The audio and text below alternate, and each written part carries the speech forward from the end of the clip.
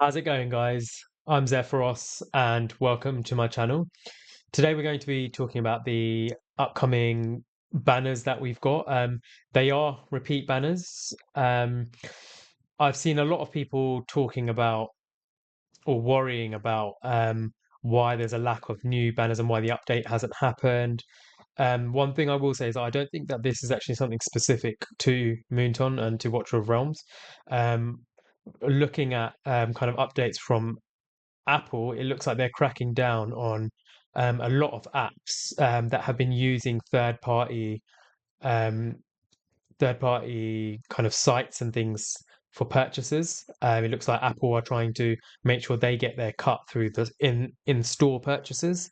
So try not to panic too much. I'm hoping that we'll obviously get some updates, and eventually, hopefully, Apple will just kind of realize they're not really going to get anywhere with all of these apps. But we'll wait and see. It does seem like we're going to get a few kind of repeat banners in the upcoming weeks. But that's just because Apple are blocking the updates. So we'll just see how it goes. But look, the good thing is the banners that we've got this week, they're really good banners, right? So I'm going to go over why I think they're really good banners. So with that being said, let's get into it.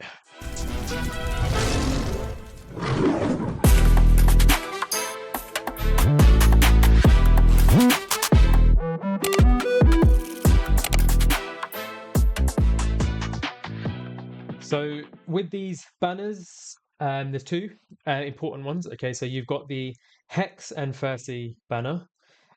You've obviously got the epics. Theowen, not a bad hero actually, but you confuse him. Cyclone and Titus, really meh epics, and don't really care about them. But these two, great heroes. So I'll give you a quick lowdown. I'm actually planning on doing a hero spotlight. So that will come out soon. But both of these heroes really, really useful for for the content that you should be using them in, right?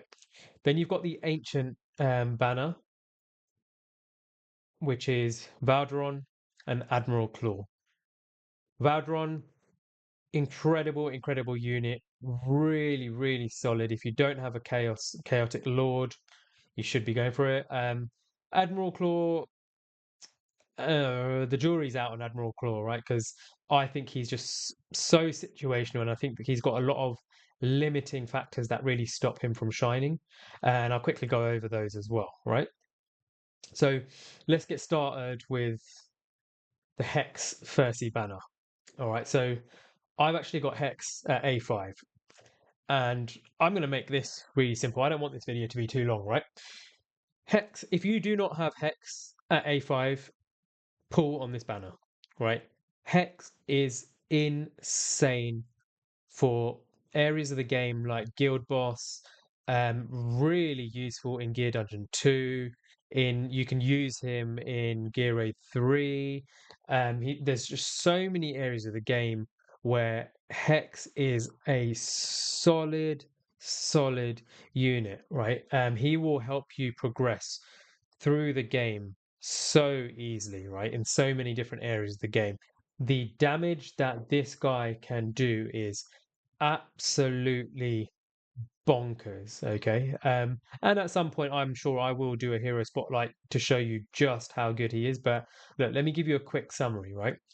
Bearing in mind the builds that I've put on my Guild Boss team they're like my sixth, seventh best sets, right?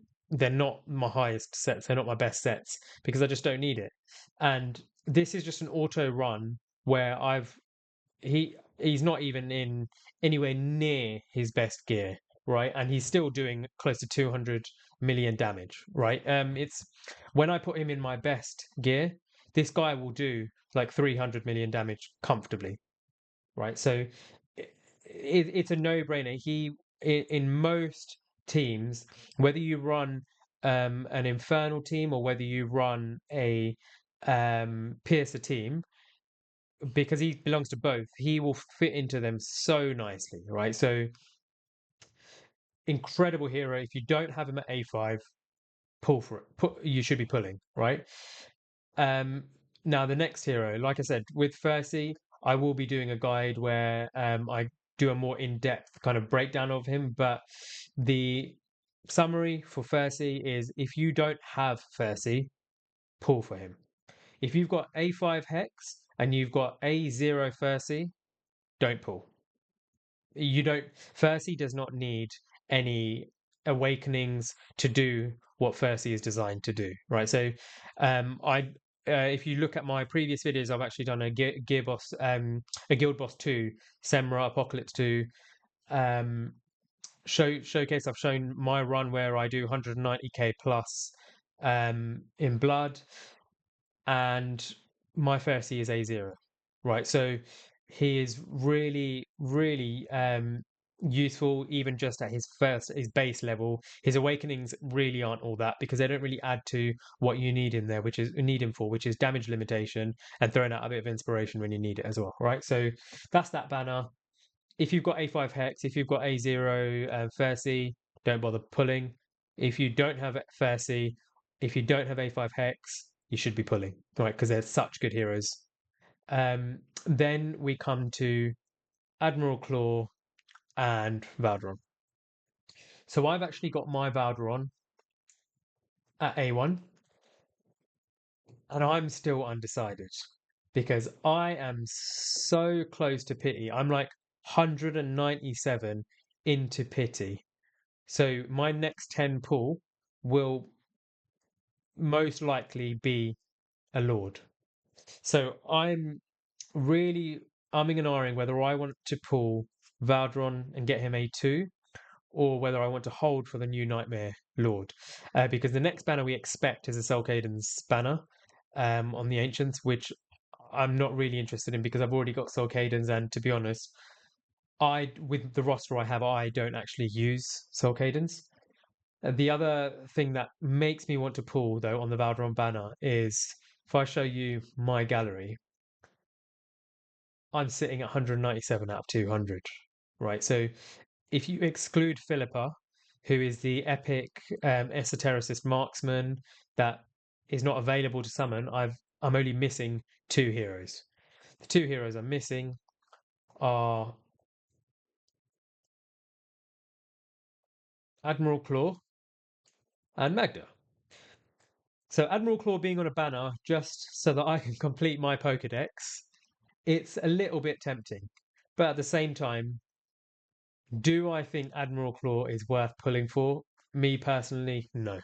Do I think he'll add anything to my account? Do I think he'll make any content easier? Do I think he'll make guild versus guild any more kind of will it make me any more competitive in guild versus guild? No, it won't. His kit is okay. But the thing with him is that his stats don't really make me think, oh, he's got loads of potential. He's a fighter who actually draws people in towards him. So he draws opponents into him, closer to him. And he's only got 17.5k base HP. Um, it For me, that screams you're going to die really easily. And I'm going to have to put in a lot of effort to try and keep you alive. Um, for me, I just feel like he's too niche, and I don't feel like there's any area of the game where I would use him. So that 17.5k base HP, to give you some perspective of how good Valderon is, Valderon's base HP as a fighter as well, close to 30k. It's the difference between them is nuts, right? So for me, I just think Admiral Claw's stats are lacking a little bit. He's not like your Ardea, who throws out an absolute ton of damage, and even Ardea has 27.4k, right? To give you another example, Lugaru is a bit squishier, right? So let's see what Lugaru is sitting at. Lugaru is 25.9. So these guys are much higher base HP, much easier to keep alive. Again, let's look at another fighter, right? max level 25.9. A fighter who is designed to kill himself in the chaotic faction, 28. So Admiral Claw's base HP is just so crazy low that it's just like, for me, it's like a Uridin level, but again, Uridin is not the greatest in the game. So it's like, for me, Admiral Claw, I wouldn't summon. Valderon, if you don't have Valderon and you're missing a Chaotic Lord, yeah, probably summon. If you've got Garn, then I would be sitting there thinking, do I need a chaotic Lord? Another Chaotic Lord? Because the one place where Valderon really shines is Arena, but Garn is also extremely good in Arena. If you've got a Valeria or a Lugaru, you can kind of supply, you can replace Valderon to an extent as long as you've got Garn there to boost them. So I would hold off if you've already got a Chaotic Lord. And I don't think Admiral Claw is worth pulling for. So that's my opinion on the banners. Obviously, if you feel differently, feel free to summon. And if you feel differently and you want to say your piece, feel free to comment below. I'd be really interested to see if there is anyone out there who does rate Admiral Claw a bit higher than I do, and whether I'm missing out on something, whether he could be an absolute game changer. So yeah, I will be putting out a video shortly on Ferssi where I go and do a full kind of deep dive on the build on Ferssi as a champion, on the skills, on the awakenings, and how to build Ferssi, how I built Ferssi. All right. So until then, catch you guys soon. Stay blessed.